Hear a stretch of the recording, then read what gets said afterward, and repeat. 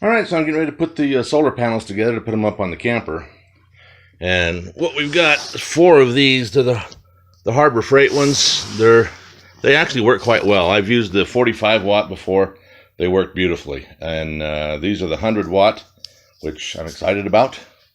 I like a little more oomph. And so what I did to be able to mount these is I made these brackets out of some old aluminum I had left over from when I did the little trailer. I got the video in there of the aluminum we used for that. So I cut these out of that stuff and then sanded the bottom down so it would make sure it was clean and flat. So we're using some it's called VHB tape, very high bond, couple inches each corner. That's more than enough to hold these little tiny things down, especially even in the wind. So, and other guys I've seen other videos, guys using the VHB tape to hold their solar panels on top of their campers, and it works just fine. So that's what I'm going to do, and I am now mounting them onto the back of the panel. There, that's the word. One of those days. Okay, this is the charge controller that goes to the solar power system that's going to be put in here. And while I'm not crazy about the appearance, they do work. So now we got to find a place to put it.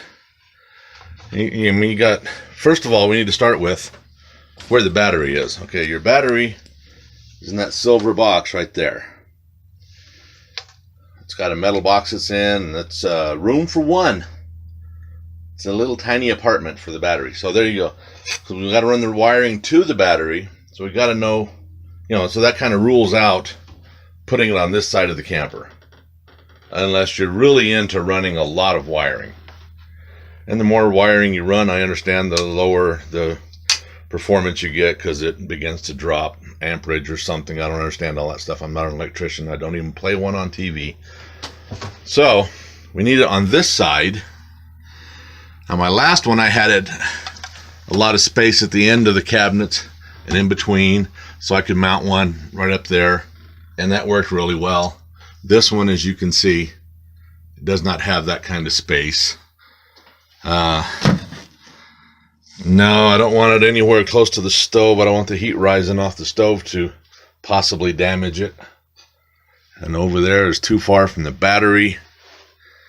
Let's see. Well, there seems to be wiring in this wall.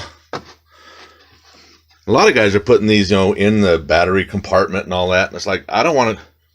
I'll tell you the truth about solar. Whenever I start watching it, is when the weather's bad. Because you want to know if your batteries are going dead and the solar power is not keeping up with it.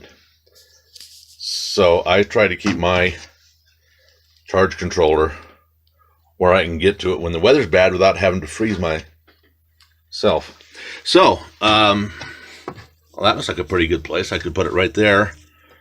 And then the wires come in and out the bottom right here.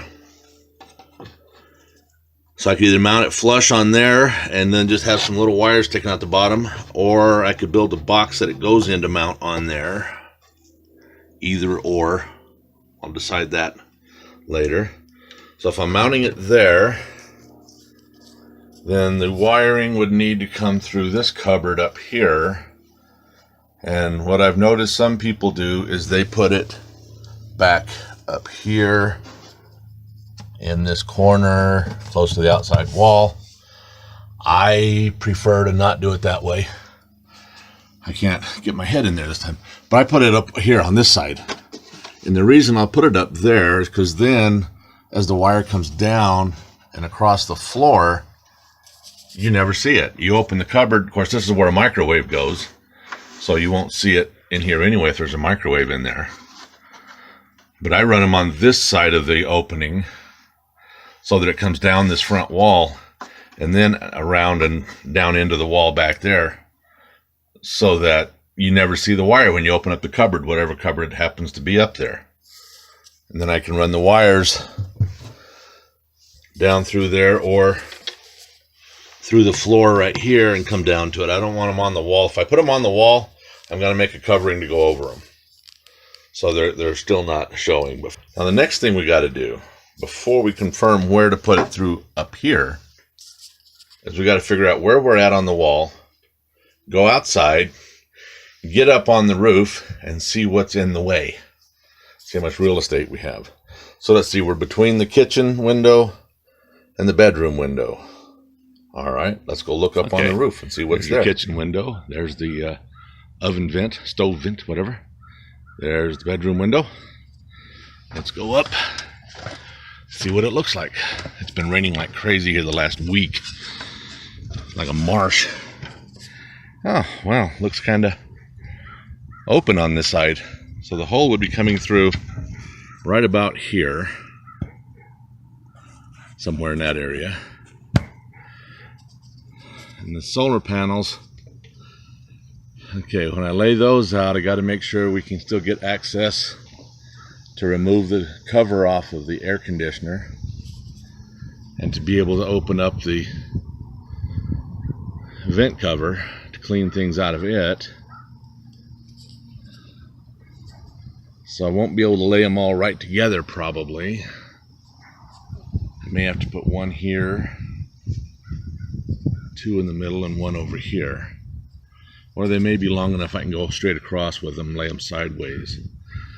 We'll dig those out here in a minute and see where we can put them. We'll get everything laid out and figured out,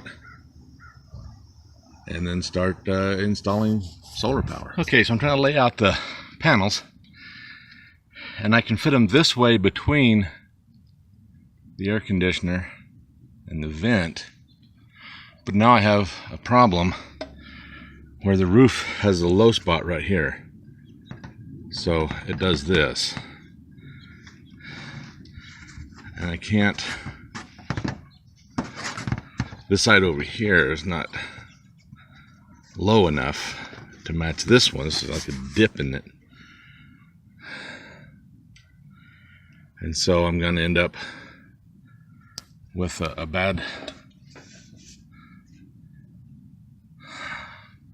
so I may have to lay it this way and bring those to the middle and then put one.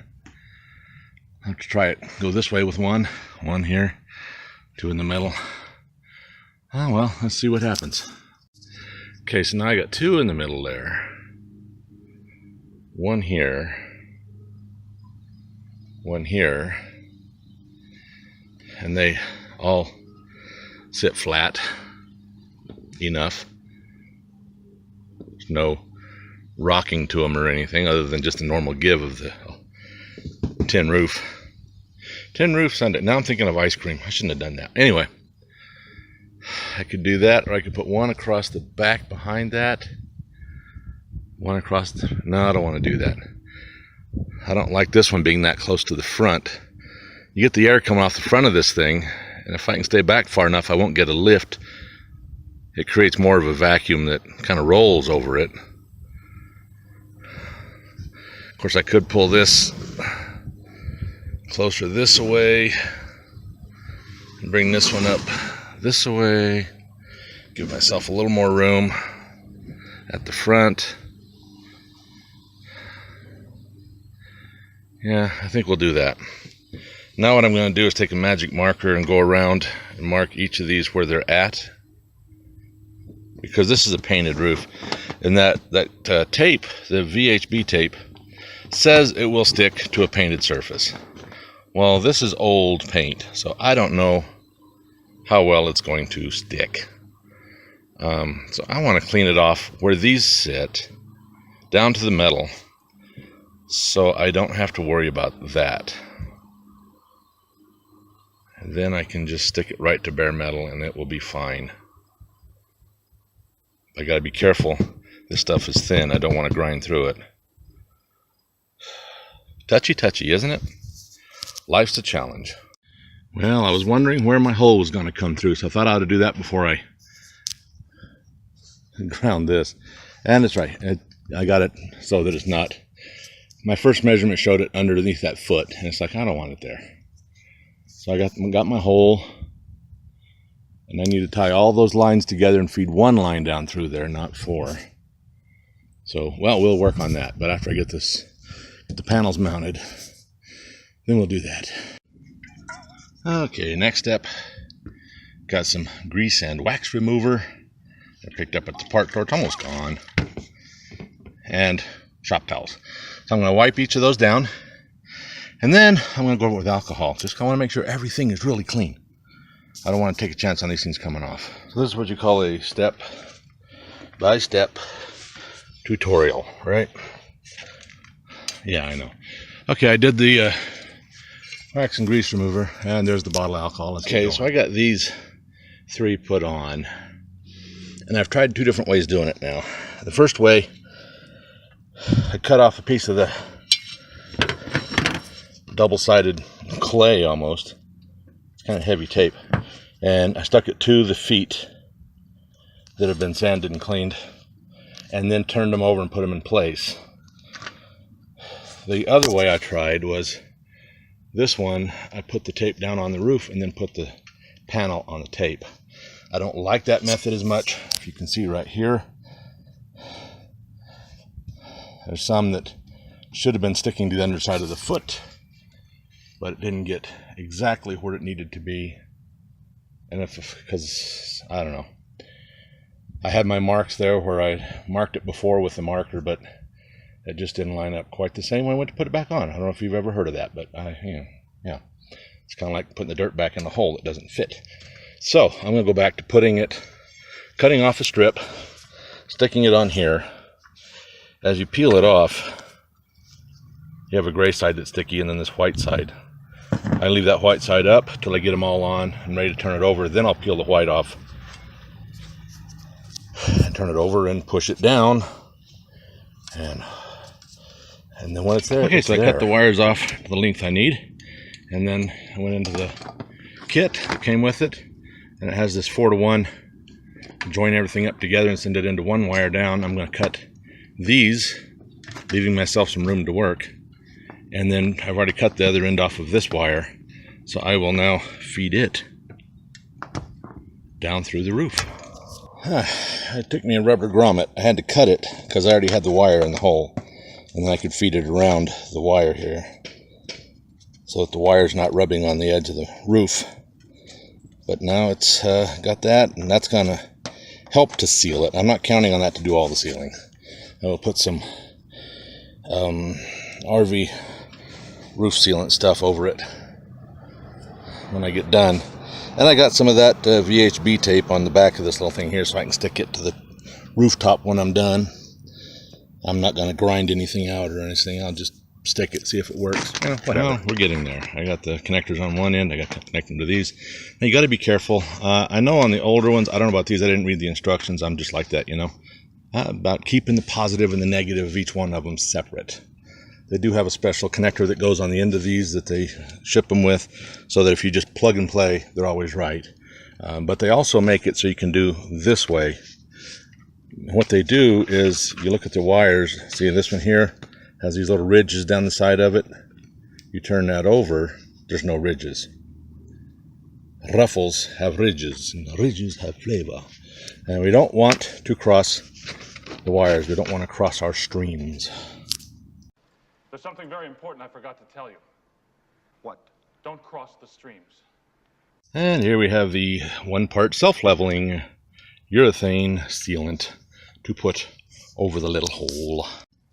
Okay, so the spooge pile you see there now is actually silicone because the self-leveling sealant stuff that I had, the whole tube was one big chunk of rubber. It was old. I didn't know it was that old, but it was old. So I had to use just plain old silicone. Make my dad proud. He loves silicone. All right, I added some more. Thought I ought to seal up the connections on those. Kind of keep the moisture out of them. Protect them. It also ties the wires down some. Of course, they're not that tight anyway. I don't want them tight. But now we can begin on the inside.